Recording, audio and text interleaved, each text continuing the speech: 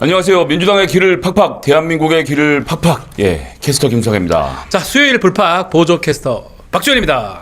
네, 오늘 저희가 다뤄야 될 내용 너무 많아갖고요. 또 특히나 아주 스페셜리스트 모셨기 때문에 예, 수요일의 에이스 부승찬 의원님 모시고 인사 나누도록 하겠습니다. 안녕하십니까? 안녕하십니까, 부승찬입니다. 왜 혀를 차세요? 에이스라 그러니까. 에이스 뭐 맞잖아요. 평소대로 해요. 뭘 또 에이스야. 제가 평소에 뵈면 항상 외국에 안 계시고 한국 계시네 이렇게 여쭤보는. 두분 그만큼 친분 관계가 있다 이 말씀으로. 초선이 간사를 못 맡거든요 원래. 근데 초선 의원이 간사를 맡았다는 것은 엄청난 그 능력이 있고 기본적인 이 준비가 다 돼 있는 다 돼 있는 뜻입니다. 분이었다. 예. 초선 이상의 초선. 예. 예. 그래도 간사를 됐고요. 맡으니까. 네, 다음 넘어가도록 하겠습니다.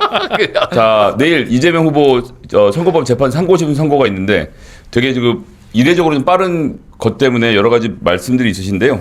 저 일단 소식부터 좀 보고 오겠습니다.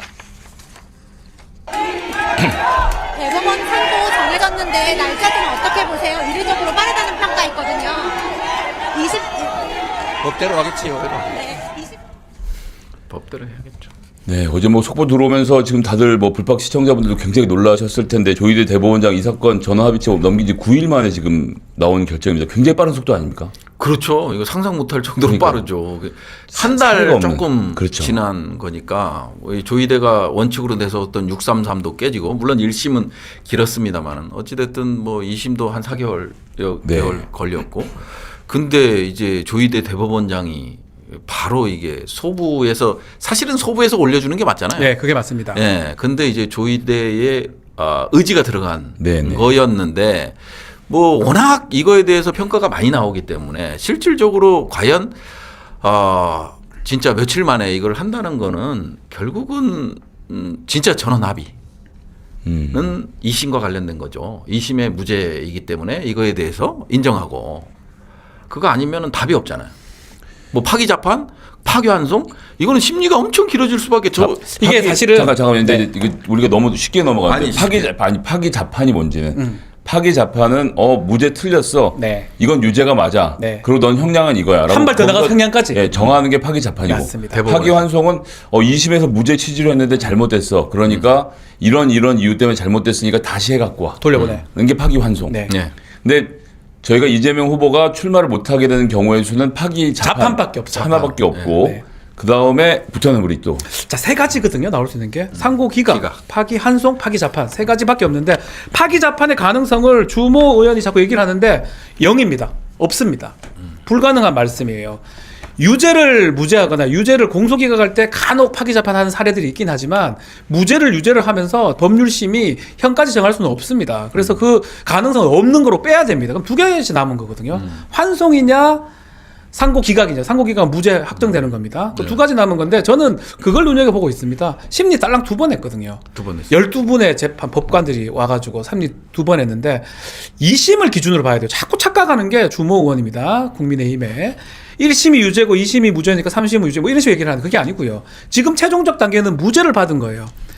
2심 판결문이 100여 쪽이 되는데 거기에 대해서 유무죄 아니면 쟁점들을 발휘해야 되는데 지금 옛날 얘기를 하면 안 되거든요. 그 100쪽에 대해서 심리할 거리가 있다면 상당히 오래 걸릴 수밖에 없는데 최소한 다수가 지금 뭔가 파기환송할 정도가 된다 그러면 2회에 끝나지 않습니다. 1회 한 번 하고 2회 때는 평일했다고 하거든요. 네. 심리 안 했다는 거예요. 쉽게 말하면.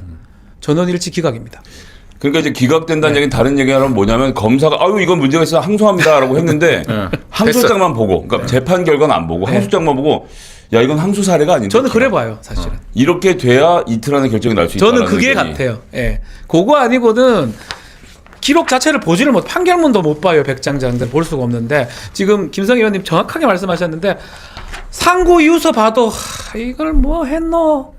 이게 뭐고? 이런 상황이라는 거죠. 네. 그래야 이틀 만에 끝날 수 있고 이틀이 문제가 아니죠. 5월 1일이면 지금 며칠 됐어요. 30 며칠 됐다가 결정 나는 거거든요. 네. 전원일치 기각입니다. 그렇게 보는 정도로 일단 생각해 주시고 내일 잘 나올 거니까 이재명 후보님께서 말씀하셨지 않습니까? 법대로 하겠죠.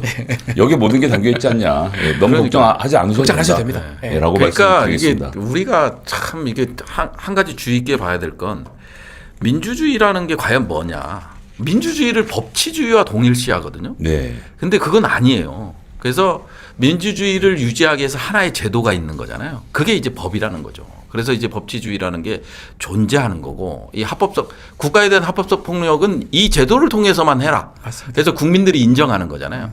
근데 여기서 선거라는 제도가 또 있어요. 국민의 대표를 뽑고 이제 국가 수반을 뽑는 자리잖아요.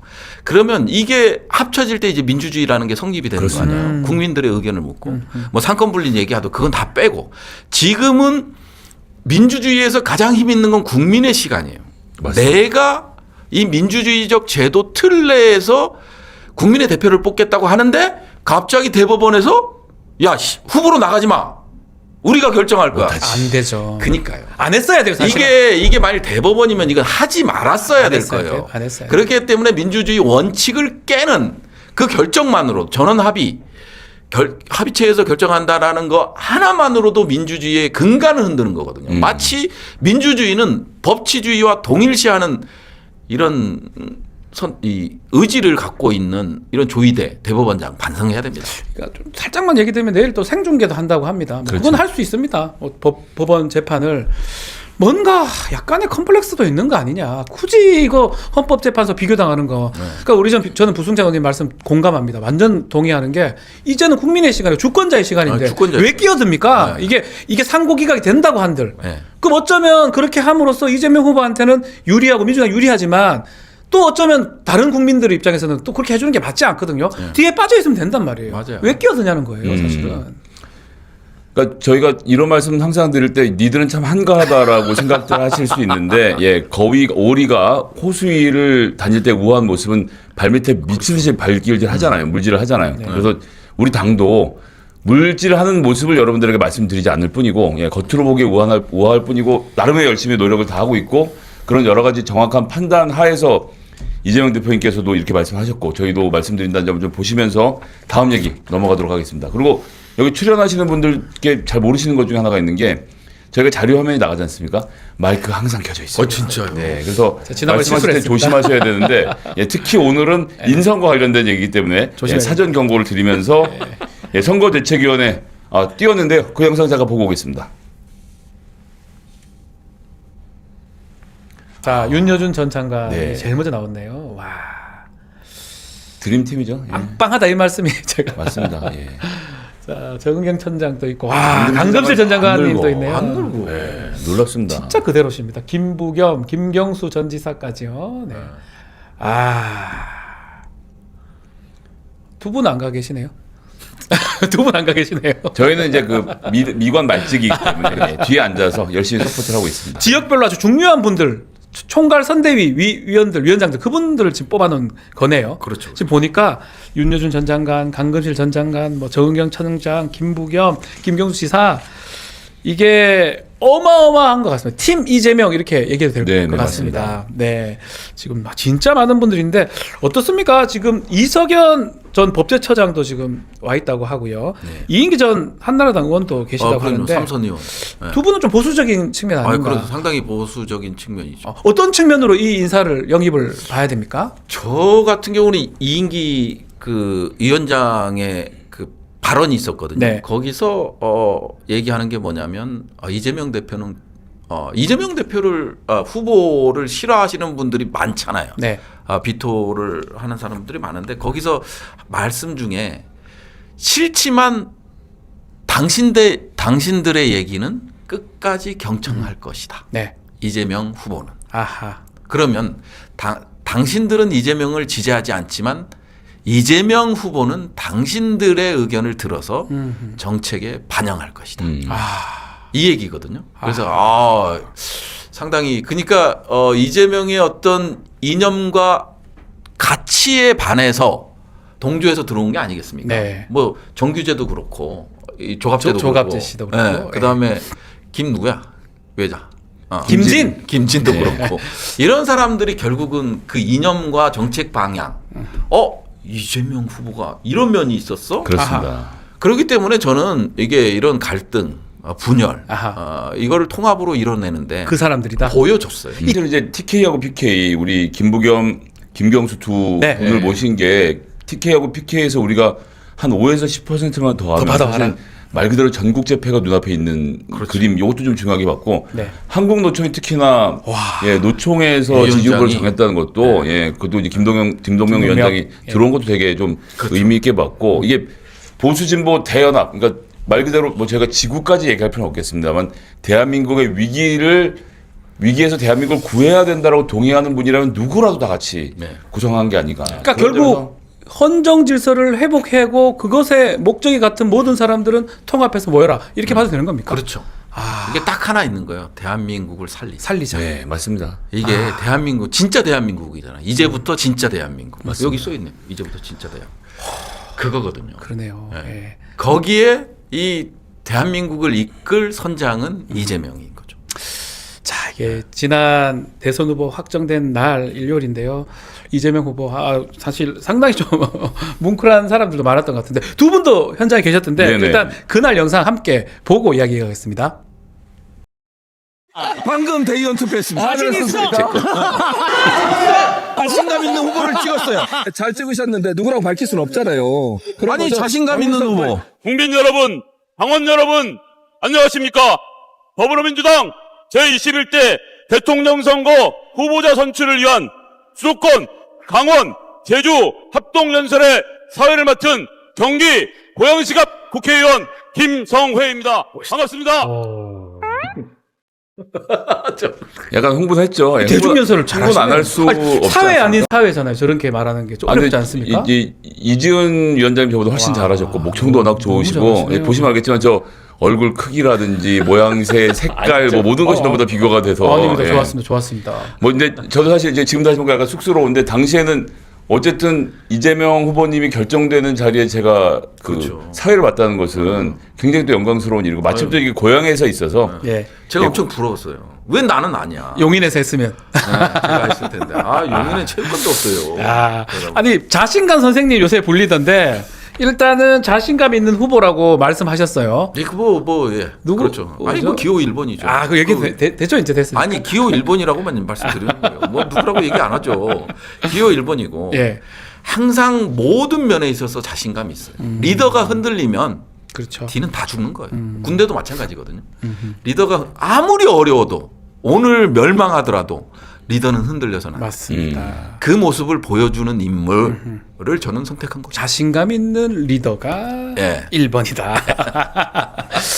또 말씀하시니까 저는 사실은 또 12월 3일 생각납니다. 네. 그 라이브 저도 네. 봤거든요. 아, 네. 그 라이브 때문에 사실 저는 그게 막 많이 부각은 안 됐을 수도 있지만 그게 매우 컸다고 저는 생각이 들거든요. 막을 수 있었던. 그게 자신감에 또 발로 안 된다 싶기 그리고 이제 때문에. 국민들께서 다 그 자리에 뛰어나와 네. 주셨고 그거 거기부터 보고 시작이었던 맞습니다. 거니까요. 예, 참 너무 감사한 마음 또 지금까지 드려요. 6개월 정도 지났지만 5, 6개월. 네. 그러니까 이제 어떤 상황에 대한 판단이 엄청 빠르다는 거예요. 네. 네. 그게 중요한 거예요. 그게 중요한 것 같습니다. 저희 그래서 이제 또 대통령 공약에 대한 이야기도 안 해볼 수 공약들 하나씩 내고 있습니다. 지난주까지 저희가 이 방송하면서 왜 선거가 코앞인데 그런 얘기 나오고 자꾸 엉뚱한 얘기만 하냐고 그러니까요. 그러는데 선거법이라는 것이 다 있기 때문에 그럼요. 저희 내부의 규정도 다 있고요. 그래서 예. 오늘도 좀 이번 주부터 말씀드리고 있는데요. 일단 주 4.5일 이제 도입하는 기업에 대해서 확실한 지원 방안을 만들 거다. 네. 장기적으로는 주 4일제로 나가야 된다고 말씀하신 부분 좀 보고 오겠습니다. 자, SNS에서 글을 또 올렸는데 국민 한 명 한 명이 삶의 균형과 정신적 안정, 경제적 여유로움을 갖추도록 뒷받침하는 나라가 진짜 대한민국이다.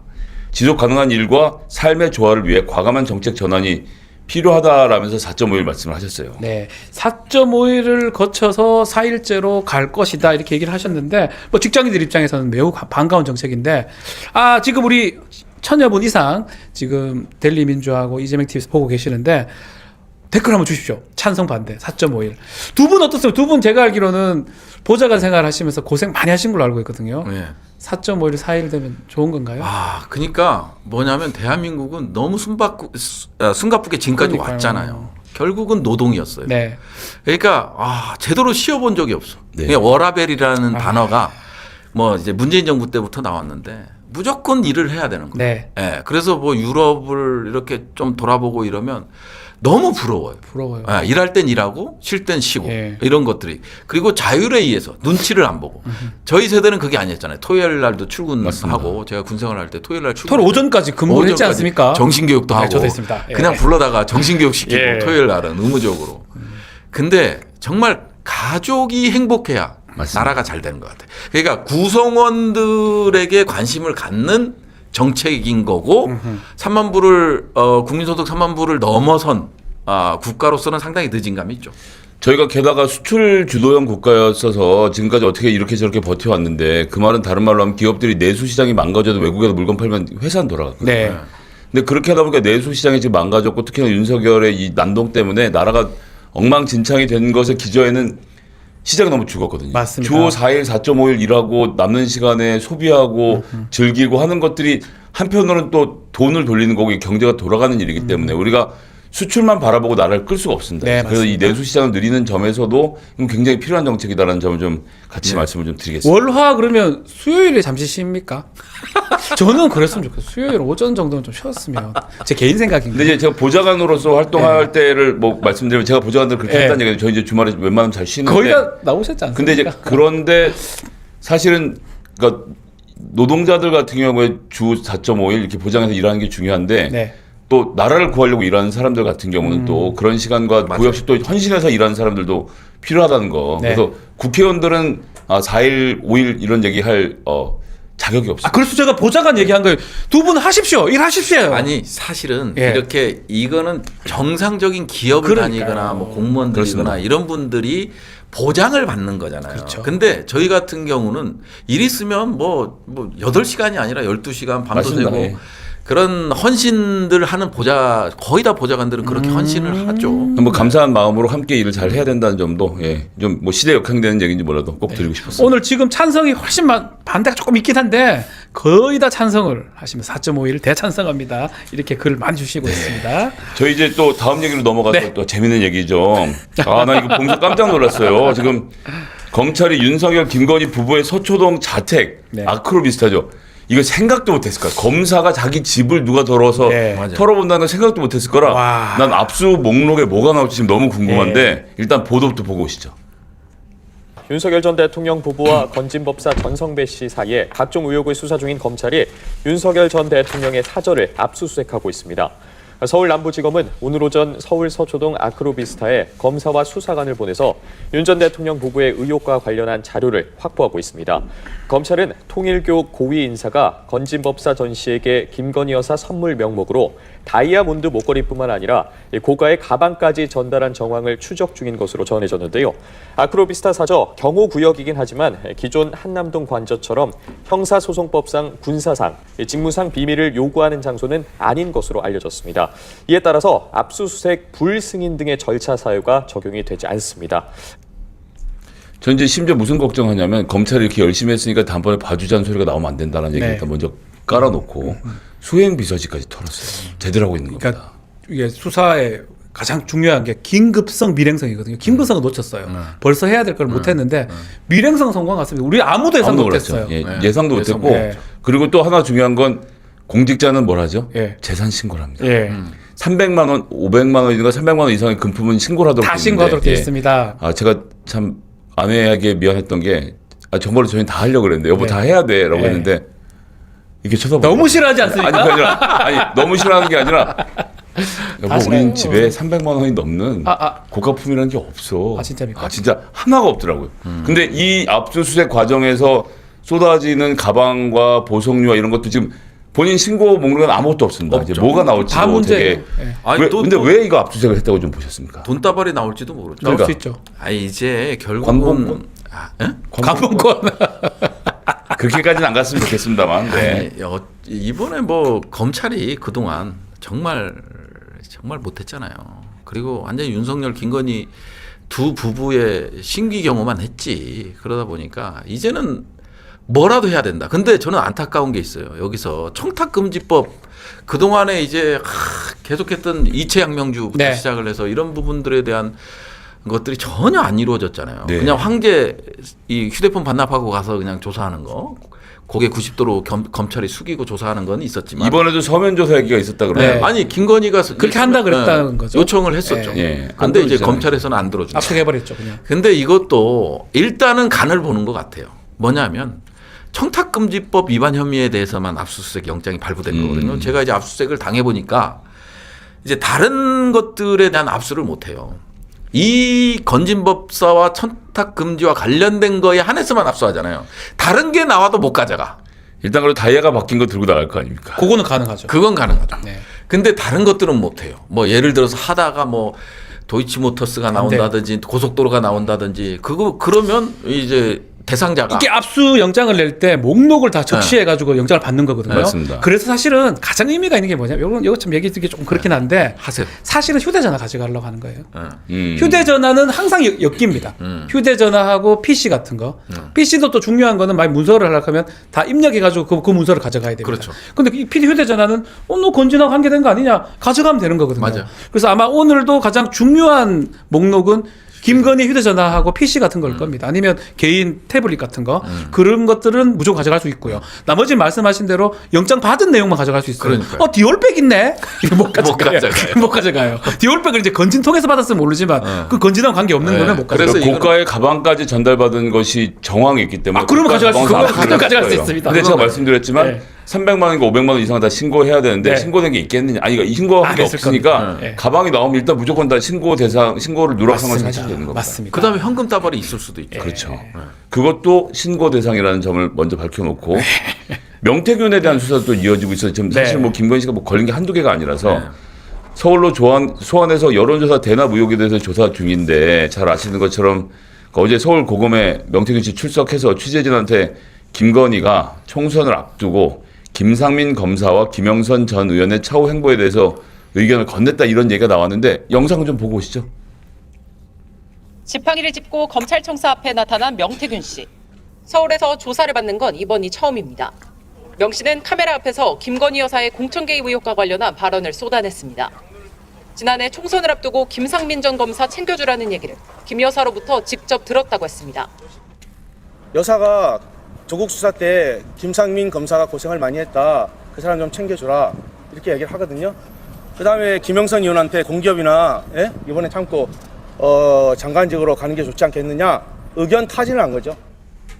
영부인 부탁을 거절할 수 있냐고 되물었습니다. 영부인이 2년 차에 전화가 와서 이런 부분을 부탁했을 때 그걸 거절하는 사람이 있겠습니까? 없죠. 그렇지 않나요? 김 여사와 관련해 공천 개입이 있었다고 보는지 묻자 검찰이 판단할 거라며 이렇게 답했습니다. 주변에 있는 사람들 다 추천했고 그것이 이루어졌으면 공천 개입이고 이루어지지 않았으면 공천 개입이 아니겠죠. 참 대충 저렇게 얘기하는데 결국은 타겟은 김건희 부부입니다. 윤석열 부부.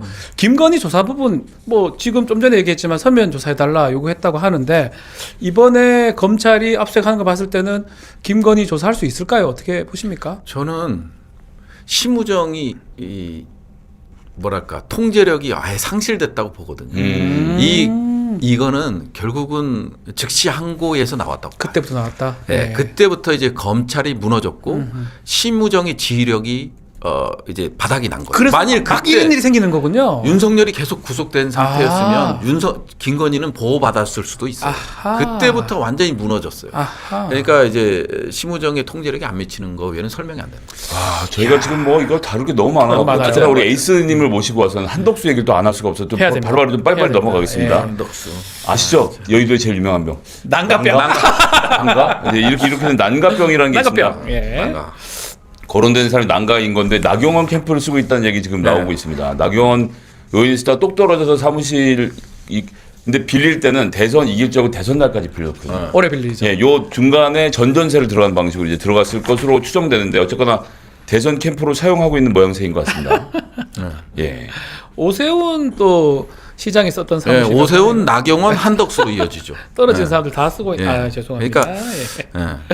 어떻습니까? 한덕수 출마 선언 이제 하겠죠? 기정사실은 아니 뭐 JTBC 단독 보도가 나왔더라고요. 내일 안보 관계관 회의를 마치고 네. 일단 내일 5월 사퇴하고 그 다음 날 이제 무소속 출마 선언하고 뭐 이런 과정을 거치는 거죠. 국정원 출신들 많다고 하던데 네. 그거 혹시 들은 바가 좀 있을까요? 아니 이제 김민석 최고가 한 얘기에는 뭐 아는 바가 없고요. 실질적으로 거기에서 이제 어떤 인원들 그러니까 이제 국정원장이 한덕수를 통해서 1, 2, 3급 인사에 대해서 이제 인사 건의를 했는데 한덕수가 노를 해서 최상목을 통해서 이루어졌거든요. 인사가. 그래서 이제 한덕수가 아무래도 이쪽에 능하니까 저는 김민석 최고의 말을 좀 신뢰하는 편입니다. 믿는다. 그래서 상당히 국정원에서 기획을 할 것이다라고 저는 보여져요. 아, 지금 우려가 되는 대목이고 게다가 더 큰 우려는 지금 통상 얘기인데. 무서워요. 미국 통상협상 성과 뭐 이게 소문이 있었는데 어제 스콧 베센트 미국 재무장관이죠. 재무장관. 예, 재무장 우리나라 이제 기재부 장관 같은 거죠. 예. 충격적이죠. 예, 뭐라고 말했냐면 트럼프 2기 취임 100일 경제 성과를 브리핑하는 자리에서 한국 관련된 얘기를 했는데 이렇게 무역협상 지금 선거 때문에 못하는 거 아니냐 질문했더니 오히려 반대다. 이 나라, 그러니까 즉 미국, 일본과 한국이 그 정부가 무역 협정의 프레임워크, 그 틀 안에 들어오고 싶어한다는 얘기를 하는데 그 충격적인 대목을 좀 보고 계시죠. They affirm our talks that these governments actually want to have the framework of a trade deal done before they go into elections to show that they have successfully negotiated with the United States. So we are finding that they are actually much more keen to come to the table, get this done, and then go home and campaign on it. 선거운동 캠페인 얘기를 합니다. 선거운동 캠페인. 야, 이게요. 이건 누구 말을 믿어야 됩니까? 아니라면서요. 아니 상목이. 그러니까 이제 안덕근 이제 산업부 장관이 와서 국회 와서 보고를 했어요. 이게 사실이 아니다. 아니라고요. 강력히 부인을 했고 산업부 1차관도 아니라고 부인을 한 상황입니다. 근데 재무장관 베센트가 네. 이 얘기를 하는 거잖아요. 그러면 이 얘기는 저는 상당히 의미 있다고 보여져요. 왜 의미가 있냐면 야 한덕수 너는 안 돼. 저는 이걸로 들리거든요. 그러니까 지금 내란의 공범들 예. 니네는 한 대로 들리는 거예요. 왜냐하면 어떻게 다른 국가 타국가 협상 대상국인 한국을 대해서 협상한 거를 이렇게 선거 캠페인까지 끌고 와서 얘기를 할 수 있냐 이거. 그러니까요. 그만큼 한덕수 대행 체제에 대한민국을 신뢰하지 않는다고 저는 들었거든요. 다른 사람들이야 뭐 이 나쁜 놈 XX 이렇게 하지만 그만큼 미국도 이재명 체제로 갈 것이다 라고 생각하는 것 같아요. 안 그러면 한덕수의 설레발을 폭로했다 이렇게. 예. 안 그러면 이거 외교적으로 동맹 국가에 대한 예의가 아니에요. 어떻게 이렇게 얘기를 해? 그러니까 이제 보면 영어로 보면 they have successfully negotiated with the United States. 그러니까 미국이랑 협상이 되게 잘 됐다라고 이거를 선거에 들어가기 전에 하려고 하는 움직임을 봤다라고 얘기하는 거죠. 그러니까요. 그렇죠. 이거 이용하려고 하는 건데. 그러니까 그거는 지금 이제 미국 입장에서는 가르쳐 주는 거다. 폭로하는 거다. 그렇죠. 아, 쟤네가 그런데요? 라고 그렇게 볼 민주당한테 국민한테 우리 국민한테 알려주는 거다. 그리고 이거는 만일 정상 국가 간의 협상이었으면 상당히 외교적 결례죠. 그렇죠. 큰일 납니다. 이거는 민주주의 국가에서 그렇고 미국의 국무위원이 이런 짓을 한다? 와, 이거는 우리가 항의를 해도 시원찮은 거예요. 그렇기 때문에 야, 한 건 한데 니네가 이용하는 거 아는데 그러면 미국 입장에서 내가 동조할게 이건 아니잖아요. 이건 상당히 잘못된 거죠. 이거는 일종의 국정에 개입하는 거잖아요. 그런 의미로 저는 그리고 어제 이제 그 인터뷰가 있은 이후에 한국 산자부에서도 공식적으로 네. 그렇게 되지 않았다라고 발표를 했으니까 네. 제가 끝까지 매의 눈으로 좀 지켜봐야 잡아주셔야 됩니다. 정말 걱정됩니다. 이거는 의원님들. 한덕수 저는 미국이 만일 이렇게 사실대로 얘기한 거라면 재무장관이 미국이 상당히 외교적 결례를 한 거고 아니면 야 니네랑 해봐야 지금 곧 정부가 바뀌는데 그렇죠. 이런 뉘앙스가 있는 것 같아요. 그러면 참 그렇지 다행이네요. 예, 저희가 전 끝까지 매의 눈으로 지켜보도록 하겠습니다. 어쨌거나 국회 에이스 부승찬 의원이 계시기 때문에 잘 될 거라고 생각하고. 김성희 의원님도 잘해주셔야 됩니다. 30분의 시간이 됐어. 쏜살같이 지나갔어요. 됐어요. 정말 감사드립니다. 예, 가시기 전에, 감사합니다. 예, 한 말씀 인사 말씀이라도 하시고. 우리 이재명 후보 이게 제가 신발 밑창을 한 2번은 갈아야겠다 하는 생각으로 임하겠습니다. 20일 동안 2번 안 갈면 큰일인데 이거. 가실 거라 생각합니다. 예. 용인의 열심히 하겠습니다. 전폭적인 승리를 가져오실 거를 좀 기대하면서 또 노력하겠습니다. 예, 각자 지금 잘하겠습니다. 네, 감사합니다. 감사합니다. 활기찬 대한민국을 만들어가기 위해서 열심히 뛸 민주당의 유망주를 소개하는 슈퍼 루키 시간입니다. 오늘의 슈퍼 루키는 두 분입니다. 윤종군 차지원 의원님 오셨습니다. 두 분 안녕하십니까. 안녕하세요. 자, 한 분씩 돌아가면서 종군 의원님 원내 대변인지 맡고 계셨는데 대선 레이스 들어가면서부터 사퇴하셨죠. 네, 그리고 나서 지금 불파의 첫 출연인데 소개를 하시는데요. 소개를 길게 하면 밑에 자막으로 후원 계좌가 오래 나와요. 그래요? 너무 길게 하면 우울해질 수 있으니까 적절하게 해주십시오.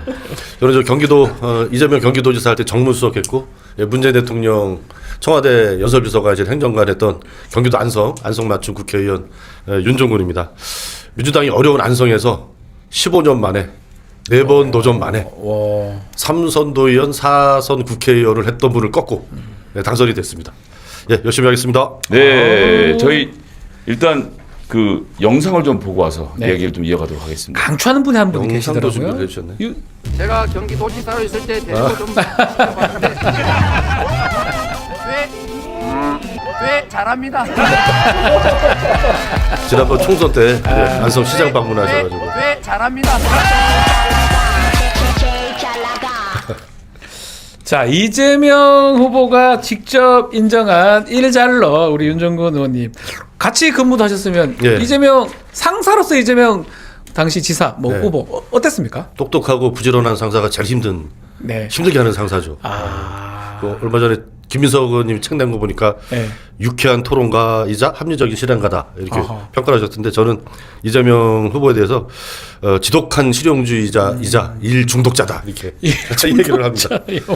지난번 대선 때 제가 이제 비서실에서 네. 메시지 총괄 팀장을 했는데 이 메시지를 쓰다 보면 후보의 속마음 뭐 이제 이런 거를 좀 많이 알잖아요. 근데 정말 지독한 그 실용주의자예요. 지난번 대선 때 굉장히 많이 메시지를 하셨던 게 본인은 박정희 정책, 뭐 김대중 정책 가리지 않겠다. 정책에 빨간 딱지, 파란 딱지 이런 거 없다. 네, 기억납니다. 오직 민생에 도움 되면 좋은 정책이다. 이런 입장이 확고하시고 그런 얘기를 정말 많이 하셨어요. 그리고 메시지 팀장하면서 정말 새벽 3, 4시까지 잠을 못 잡니다. 언제 텔레가 올지 몰라가지고 정말 잠이 없으세요. 정말 일을 너무 많이 생각나면 하셔가지고. 일 시키고 일하자 하고 한다 이 말씀이시네요. 그렇죠.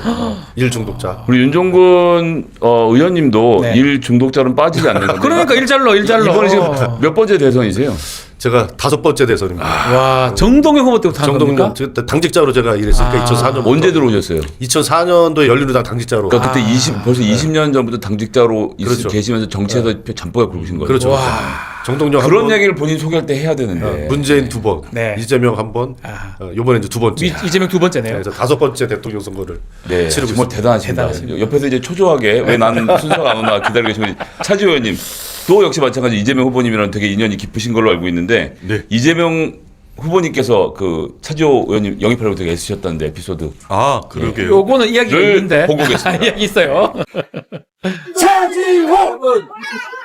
오산에 출마하는 사람은 이재명이 아닙니다. 오산에는 차지호가 출마합니다, 여러분.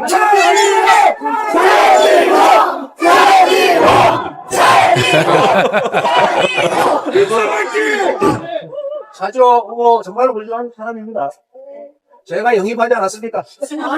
제가 싹싹 빌어서 모셔왔어요. 정말로 오산을 위해서뿐만이 아니라 대한민국의 미래를 개척해 나갈 훌륭한 재원입니다. 차지호를 믿고 차지호를 여러분을 위한 도구로 써주십시오. 이번 4월 10일 심판의 날에 국민이 윤석열 정권을 심판하는 도구로 쓸 뿐만 아니라 앞으로 여러분의 삶을 개척하는 대한민국의 미래를 여는 그런 훌륭한 도구로 써주십시오. 저 모션 분들 보면 제일 부럽습니다. 우리는 뭐 10년, 15년 이렇게 바닥에서 발바닥에 따놓도록 뛰어야 네. 되는데. 어쨌든 이재명 후보니 이렇게 싹싹 빌어서 모시고 왔다는 차지호 의원님. 옥스퍼드 석사하시고 미국 존스 홉킨스 대학에서 박사도 하시고 카이스트 부교수도 하시고 이제 어필의 시간입니다. 아, 그렇죠. 어필 좀 해보시죠. 오늘 그 차지 의원님이랑 같이 나오게 해가지고. 우리 또 이재명 후보님께서 싹싹 빌진 않으신 것 같고요. 근데 영입이 전 2번 됐었어요. 이제 첫 영입이 원래 이 총선 때 영입됐다고 생각을 하시는 총선 때도 영입이 됐고 대선 때. 지난 대선 때 영입이 됐어요. 그렇군요. 지난 대선 때 영입이 돼서 그 대표님과 이재명 후보님 그 선거 후보 등록 하러 갔었었고요. 그리고 TV 찬조 연설하면서 제가 의원님, 비슷하게 얘기를 했죠. 본인 자랑을 하세요. 에피소드를 하지 말고 본인 자랑을 하시라고요. 그게 내가 이런 사람이다라는 자랑을 부끄럽 좀 하셔야 됩니다. 이재명 후보님한테 2번 영입됐으면 자랑이죠. 그게 제일 큰 자랑. 네. 아니 그리고 뭐 학교에서 공부하고 이런 거는 큰 자랑은 아닌 것 같고요. 저는 자랑스러운 거는 이제 전 세계 여러 재난과 위기 현장에서 일을 많이 했던 거, 그거는 인간으로서 자랑스러운 일인 것 같아요. 국경원 사회나 이런 인도주의 활동가를 일했고, 다른 하나 자랑한다면 카이스트에서 제가 있었던 전공이 미래전략이거든요. 네. 미래학. 그래서 미래는 몇 년 정도 앞에 봅니다. 어떤 미래가 올지. 미래가 올지 예측이 가능하다. 지금 되는 것 같아요. 이제 일단 대표님의 화려한 정보 입성이 먼저 보이는 것 같아요. 저희 40일 있다가 대통령이 누군지 맞추실 수 있습니까? 그건 맞출 수 있죠. 30 한 5일 남았죠. 그렇죠. 네. 그거 맞출 수 있고, 어쨌든 근데 제가 저 의원실의 보좌진들이 맨날 놀리는 게 먼 미래는 잘 맞추는데 네. 근미래를 잘 못 맞춘다고. 못 맞춘다. 계엄도 못 맞췄다면서 막 그거 맞출 수 그렇습니다. 없었죠 아무도. 본인 것도 잘 못 맞추지 않아요, 통상? 미래를 그렇죠. 보시는 분들이. 아니 그래서 일주일 뒤를 못 맞춘다고. 아니, 이제 10년 뒤는 맞추는데. 우리 차지호님 지금 이력이 엄청납니다. 제가 알기로도 엄청 저도 예전에 한번 민주당 사회 볼 때 그때 기억이 나는데 대단하신 분인데 제가 오늘 뭐 조사하다 보면 놀랬던 게 잔고가 왜 이래요? 마이너스 6천인데요. 이제 좀 아니 의대 나오시지 않았어요? 의사예요, 원래 네. 의사예요. 마이너스 3천 정도로 줄었어요. 줄었어요? 그 우리 정치 자금이 개인 그걸로 잡히더라고요. 자산으로 잡혀가지고 조금 그렇긴 한데.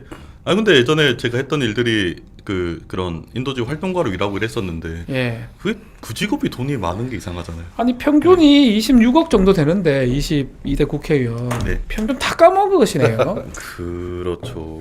죄송합니다. 아니 요새는 재산 없는 게 사실 미래 세대들한테는 자랑스러운 일이 아니던데. 네. 그래도 뭐 나름 합리적 이유가 있다고 맨날 그러니까. 강변을 합니다. 자 우리 PD님은 화면을 좀 펼쳐서 네. 계좌에 좀 넉넉하게 넣어드릴 수 있도록. 이 차지호 예, 의원님 차지호 계좌 되어 넉넉하게 있죠. 넣어주셔야 됩니다. 네. 아니 왜 저는 계좌가 없습니까? 의원님 말씀하시면 말씀하시면 뜬다. 잡아드립니다. 그래요? 아무 걱정 안 하셔도 뜨고 있습니다. 예. 아니 저도 그때 재산 신고할 때 총선 때 네. 굉장히 하위권에서 1억 8천인가 했는데 그렇습니까? 그때 차지호 저 후보님 보니까 마이너스더라고. 제가 부자야. 그래서 그러니까 의원님도 정치를 워낙 오래 하셔서 부자가 됐을 시간이 별로 없었죠. 없죠. 처음에 어떤 계기로 시작하시게 되셨어요? 처음에 저는 이제 2004년 이제 뭐 제가 이제 89학번인데 대학에서 이제 뭐 학생회 활동하고 뭐 이렇게 그것도 뭐 정치라고 하면 정치겠지만은 접하다가 2004년도에 이제 열린우리당 당직자로 일을 시작을 했어요. 네. 근데 출마할 생각은 없었어요. 그러니까 당직자로 들어오신 이유가 당직자로? 네. 그때 이제 뭐 선배들이 이제 노무현 대통령 이제 대통령 되고 나서 막 이제 이렇게 분위기가 전체적으로 올라올 때니까 당직자로 한번 일해볼래 그래가지고 이제 들어왔었죠. 저 때는 공채도 아니었어요. 그때는 그렇군요. 공채 시스템이 없을 때라 들어와서 당직자로 일하면서 출마 생각은 안 했는데 노무현 대통령 퇴임하시고 봉하마을에 가셨는데 그때 정말 끝에가 안 좋았잖아요. 네. 찾아가는 사람이 없는 거예요. 나도 외면하고. 그때 노무현 대통령 덕분으로 당선되고 정치 시작한 분들도 많은데 그렇죠. 봉하마을에 가는 사람이 없다는 거예요. 그래서 열린우리당 당직자 출신들 한 20-30명이 당했었는데 우리라도 한번 좀 사랑패 만들어서 찾아가 보자. 제가 좀 제안을 했어요. 그래서 네네. 봉하마을 가서 뵀는데 원래 한 30분 정도 면담 시간이었는데 이분이 그냥 오랜만에 이제 편한 사람들 만나니까 하시고 싶은 말이 너무 많으셔가지고 한 1시간 반을 얘기를 하시는 거예요. 근데 그날 거기서 그런 말씀을 하시더라고. 대한민국이 정당 정치가 자리를 잡아야 되는데 이게 자리가 못 잡는 이유가 뭐냐면 정당을 모르는 사람들이 정치를 해서 그렇다. 의사, 변호사, 약사 우리 차주 의원님은 정당 당선인 추천하신 분이시고 네. 이런 전문직들이 정당 생활을 안 하고 정치를 하니까 정당의 소중함을 모른다. 맞습니다. 예. 다 자기가 잘나서 국회의원 되고 이런 건지 알고 정당의 소중함을 몰라서 정당 정치가 자리를 못 잡고 있다. 그러니까 너희들 그 뭐 당직자로 정년퇴직까지 할래? 당에 대해서 잘 알고 풍찬노숙 해봤던 당직자 출신들이 출마를 좀 많이 해야 된다. 이 얘기를 굉장히 열변을 토하시더라고요. 네. 그래서 그날 봉하마을에서 올라오면서 처음 출마를 한번 해볼까? 그때 처음으로. 출마하면 어디서 내가 할 수 있을까? 말씀은 그렇게 하시는데요. 그 경희대학교 다닐 때 부총학생회장도 해서 이미 출마를 해서 당선된 경험은 아니 없습니다. 네. 그거랑 공직 선거는 완전히 다르죠. 뭐 어쨌거나 그런 선거의 풍토 속에서 전문 경험을 쌓으시고 또 우리 차지호 의원님은 국경 없는 의사회 활동 등을 통해서 이렇게 또 경험을 쌓아서 두 분인데 이재명 후보님 이번에 최종 후보로 결정됐을 때 좀 소감이 어떠셨는지 짧게 한 말씩 좀 들어볼까요? 네. 이제부터 진짜 대한민국이라는 걸 이렇게 펼치고 하잖아요. 근데 저는 이재명 대표님을 가까이서 봤을 때 정치인으로도 굉장히 훌륭하시지만 행정수반으로 굉장히 훌륭하실 것 같아요. 그래서 지금 저는 이제 원래 정치 입문하게 된 계기도 미래 위기라든지 아니면 미래 전환 과정에서 대한민국이 굉장히 예측 기반으로 준비를 해야 되겠다라고 생각을 해서 들어오게 됐었는데 그런 부분들이 이재명 대표님이 굉장히 잘 이끌어 나가시지 않을까. 그리고 게다가 다음 5년, 2025년부터 30년까지 이 5년간이 사실 한반도 역사에서 가장 중요한 5년일 수도 있을 것 같아요. 다른 것보다 2030년대 그리고 40년대 초반까지 전 세계적으로 굉장히 큰 전환이 오고 이게 AI 같은 기회 요인들만 있는 게 아니고 뭐 다중 위기라고 이제 팬데믹이라든지 아니면 기후 위기라든지 이런 게 만드는 복합 연쇄 효과들이 있어요. 그것 때문에 사실 굉장히 위기에 빠질 수 중요한 있는 시점인데 위기에 빠질 수 있는 거고 다음 5년이 저는 어떻게 보면 골든 타임이라고 생각이 듭니다. 근데 그 골든 타임 때 어떤 지도자가 있는가가 굉장히 중요한데 다행히 윤은 이제 저희 윤이 3년 더 할까 봐 굉장히 걱정을 했었어요. 네. 골든 타임을 60%를 갈까 먹을까봐. 예. 근데 다행히 이제 대표님께서 이제 선거에 성공을 하면 이제 이 5년을 그래도 우리가 한반도에 굉장히 기회 요인으로 만들 수 있지 않을까라는 생각이 듭니다. 윤 의원님. 예. 저는 이제 그날 우리 당 후보로 선출된 거잖아요. 네. 근데 왠지 뭐 대통령 선거 끝난 것 같이 이렇게 울컥하고 아주 뭉클했습니다. 참고로 좀 장소에서. 많이 울었는데 왜 그러냐면 이게 이제 제가 지난 대선 때 이재명 후보 비서실에서 메시지 총괄 팀장을 했어요. 네. 근데 이 메시지 팀의 제일 곤혹스러운 순간이 언제냐면 그 이제 대통령 그 선거일 날 네. 새벽쯤에 이제 결과가 나오지 않습니까? 예. 그러면 이제 당선 감사 인사와 낙선. 낙선 인사 이거 두 버전을 써놓고 이게 참. 책상에 이제 올려놓고 이제 결과가 나오기만을 기다리는 거죠.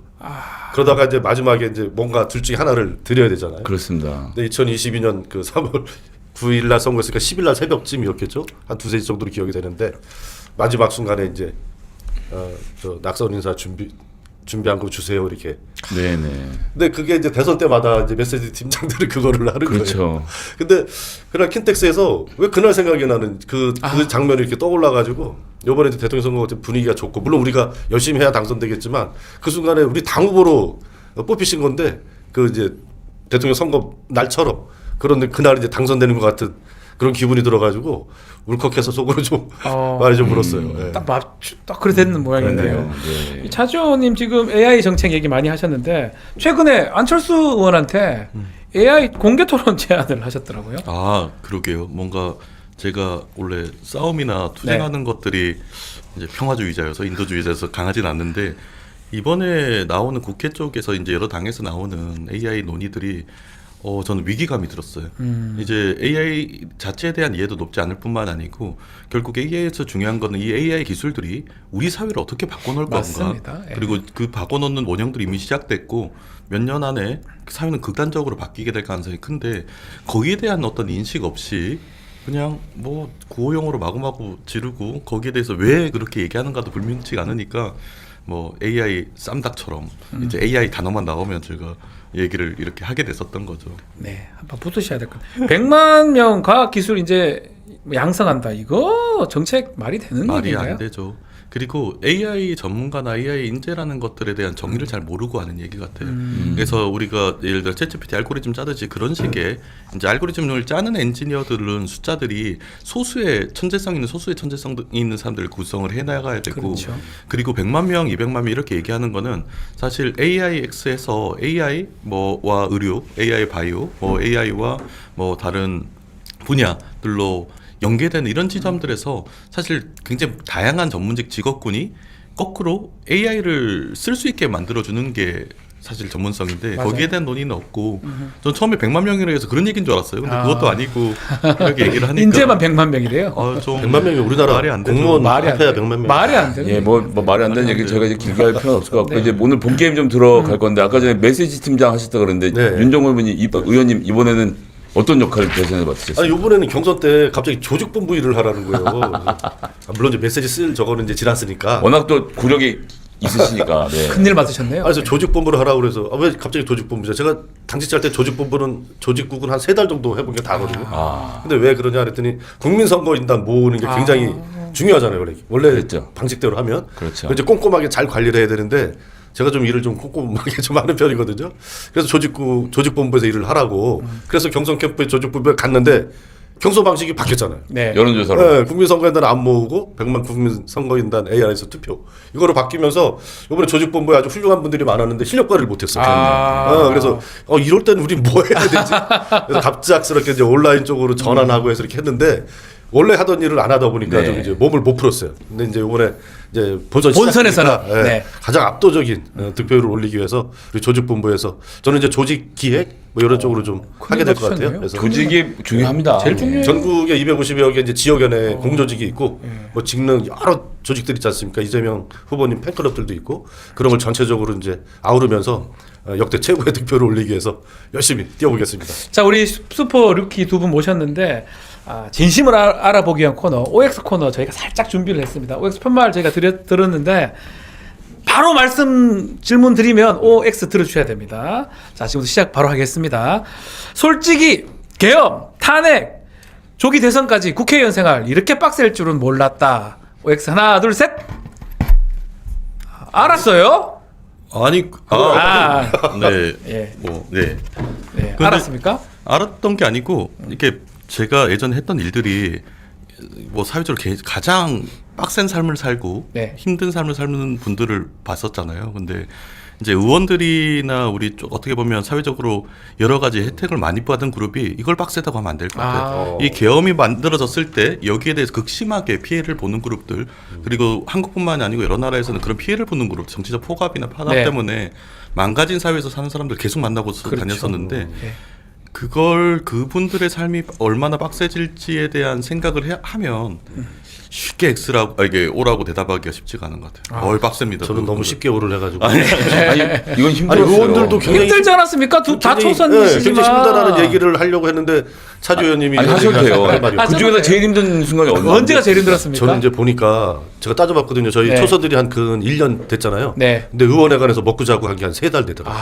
엄청나네요. 역대 최고로. 엄청나네요. 그러니까 우리 저 중진 의원님들이 야 요번 초선들은 24년도에 자기 선거에 한 해 계엄도 다 경험해. 올해 대통령 선거, 내년 지방선거. 야 너네 다 하네요? 선거의 달인이다. 이런 경험을 해본 적이 없다. 그러네요. 야 정말 대단. 그리고 우리 초선들은 또 원래 6월달부터 임기 시작인데 저희가 요번 초선들이 좀 피가 뜨거워서 네. 우리 민주당 초선들이 5월달에 등원도 하기 전에 네. 해병대원, 최해병, 네. 해병대원 특검하라고 천막농성 국회에서 시작했잖아요. 더 빨리 하셨죠. 그렇죠. 그러니까 맞습니다. 한 달 전부터 땡겨져가지고 진짜 열심히 살아온 것 같아요. 단식에 뭐 다 하셨어요. 한진에 뭐 할 수 있는 거 다 예, 하셨어요. 다 했습니다. 도보행진도 최근까지 맞습니다. 하셨잖아요. 이 정도 했으면 힘들게 했다고 말씀하셔도 차주 의원님이 옆에서 저 국경 없는 의사 얘기를 하시니까 아닙니다. 너무 편하게 하는 것 같아서 죄송스럽습니다. 자, 두 번째 질문 바로 드려보겠습니다. 솔직히 민주당 초선 의원 중에 최고 인사는 나다. 하나, 둘, 셋. 아, 두 분도 아니시군요.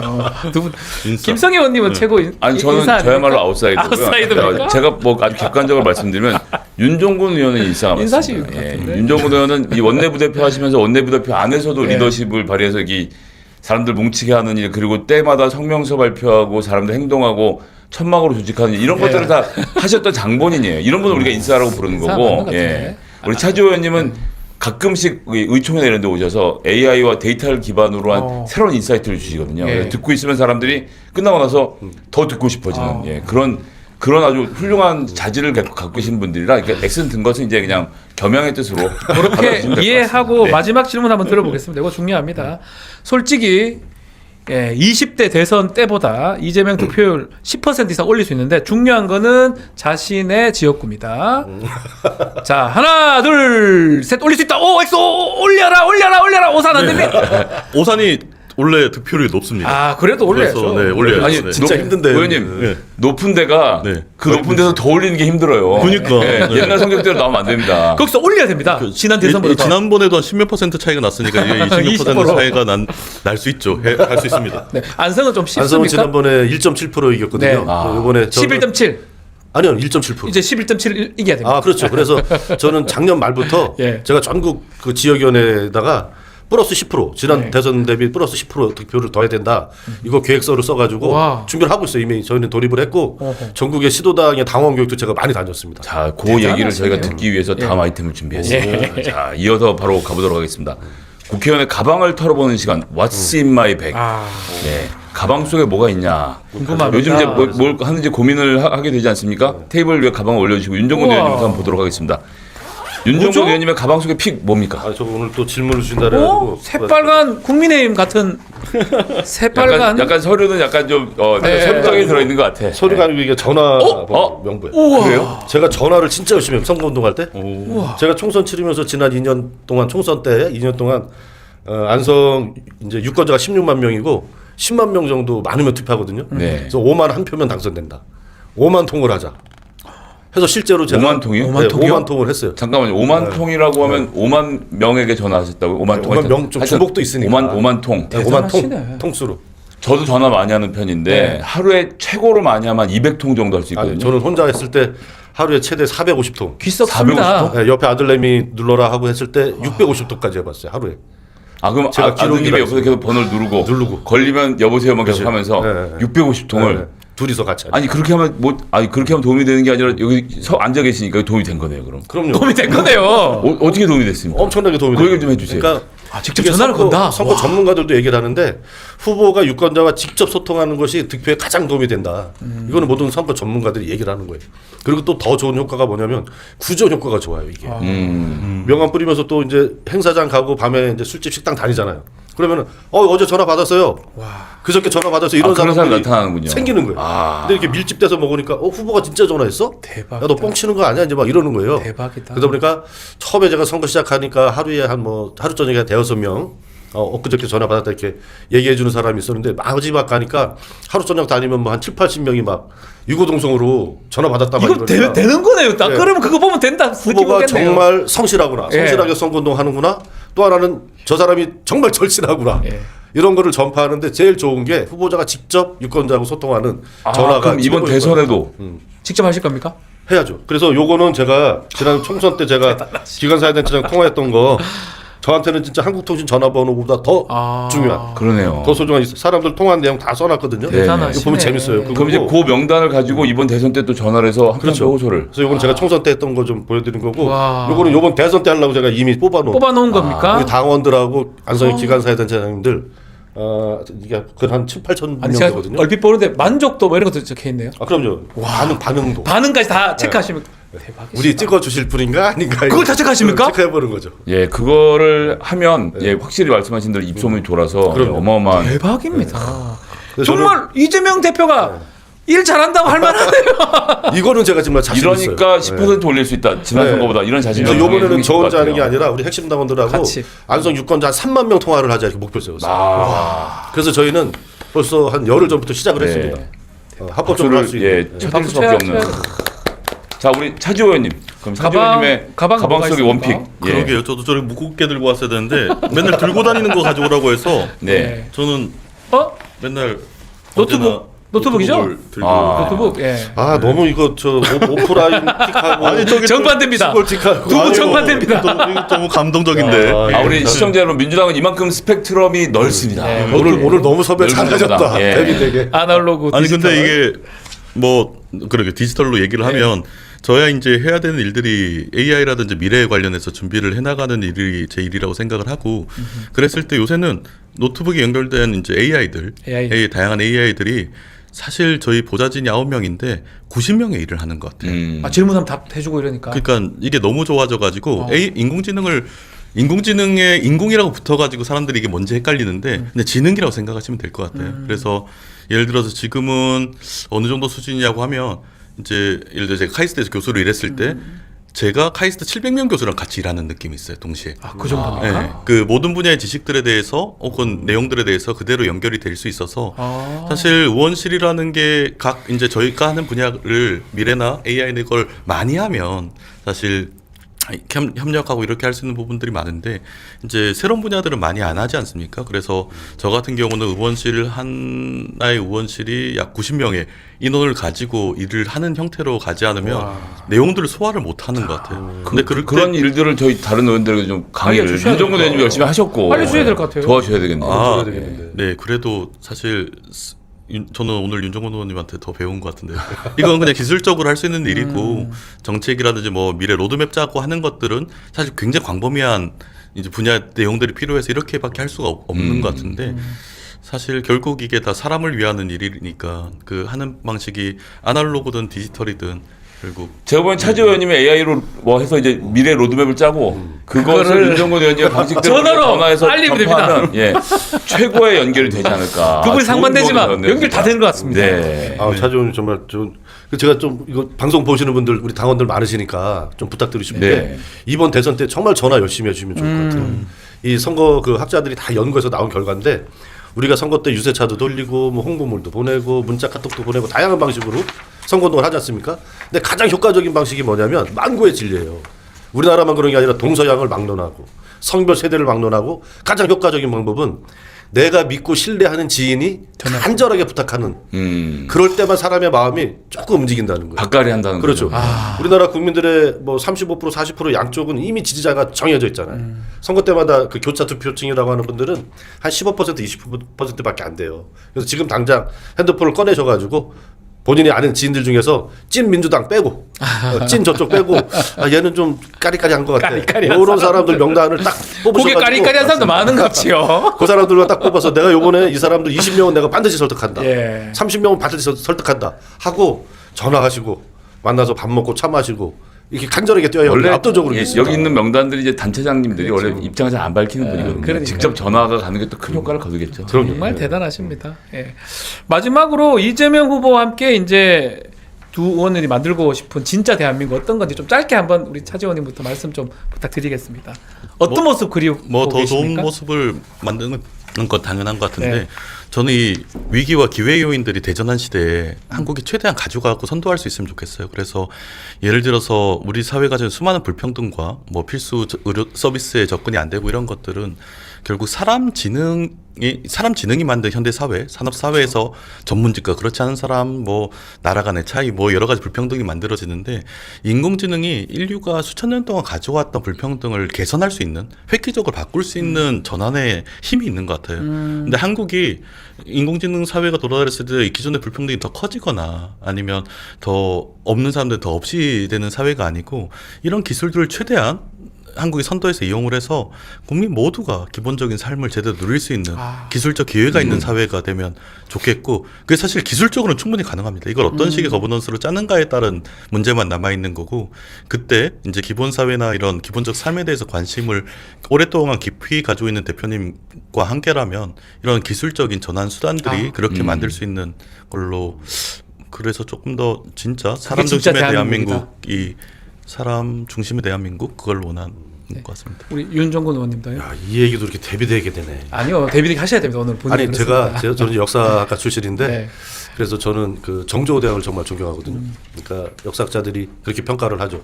세종대왕님은 이제 하늘이 낳은 천재고 정조대왕은 스스로 천재가 된 분이다. 정말 조선 최대 개혁군주인데 저는 이재명 대표님이 바로 그런 역할을 좀 했으면 좋겠다. 80년 근현대에서 최고치의 개혁을 이루는 대통령이 됐으면 좋겠다. 물론 대통령으로서 이미지 이런 게 있기 때문에 대통령 본인은 국민 통합을 전면에 내세워서 해야 되겠죠. 그러나 지난 80년 동안 우리 사회에 묵혀져 왔던 수많은 과제들, 검찰개혁, 언론개혁, 또 사법개혁 이런 과제들을 조용하면서도 신속하게 왜냐? 민주당 170석이 있으니까 압도적 과반석을 갖고 있고 플러스해서 다른 야당표들도 있기 때문에 이렇게 좋은 대통령 행정 권력을 갖고 압도적인 과반 이상의 의회 권력을 갖고 정말 근현대사 최고의 최대치의 개혁을 이번 기회에 한번 반드시 해내면 좋겠다. 그런 소망을 갖고 있습니다. 네, 저희가 슈퍼루키를 만들었는데 슈퍼루키가 아니라 슈퍼 베테랑 두 분을 모시고 말씀을 좀 나눠서 너무 저도 재밌었어요. 드리는 자리였습니다. 차주 의원님하고 이렇게 하니까 또 굉장히 다른 캐릭터들이 완전 다르지만 좋은 모습 계속 같이 다니시죠. 아니 앞으로 너무 재밌는 자주 좀 나가야 되겠어요. 같이 다니시면 너무 좋을 것 같습니다. 오늘 이재명 후보님 그 슬기로운 퇴근 생활이라고 해서 직장인들과 만난 간담회를 가지신다고 하는데 저희들도 이제 슬기로운 퇴근하셔야죠. 물론 이제 저희가 퇴근한다고 진짜 퇴근은 아닙니다만 일단 이 방송에서 퇴근을 하는 시간 가지도록 하겠습니다. 오늘 출연해주신 두 분 의원님들 그리고 박지원 변호사님 정말 감사드리고요. 저희 내일 오후 5시 또 찾아뵙도록 하겠습니다. 감사합니다. 고맙습니다. 감사합니다.